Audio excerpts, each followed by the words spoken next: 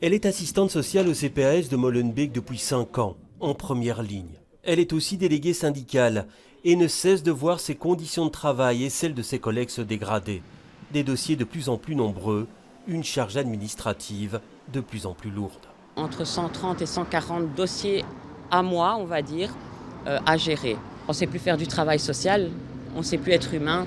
On n'a plus le temps de prendre le temps pour nos bénéficiaires qui sont déjà des publics très fragilisés. C'est la mise en place d'une nouvelle organisation du travail qui est mise en cause par les syndicats. Elle a multiplié les possibilités d'introduire une demande pour les bénéficiaires, avec à la clé une surcharge administrative. À cela s'ajoute un manque de personnel et aujourd'hui, la coupe est pleine. Nous avons des travailleurs et des travailleuses sociales en burn-out.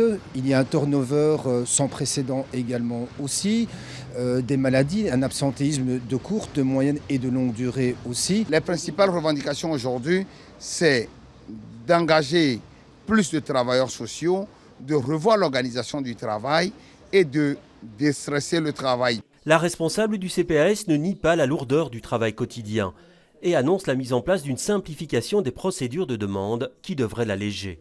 Impossible toutefois d'augmenter le cadre des assistants sociaux. La commune de Molenbeek, sous la coupe d'un plan d'assainissement budgétaire, ne peut se le permettre.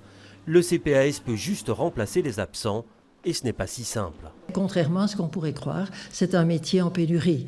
Et donc, nous avons 6 postes qui sont ouverts et qui permettraient d'engager du personnel. Mais il faut les trouver. Il faut trouver aussi des personnes qui soient formées à travailler en CPAS, ce qui n'est pas évident. Pour le Front commun syndical, il est en tout cas urgent d'améliorer la situation. Et ils annoncent des actions en septembre si rien ne change.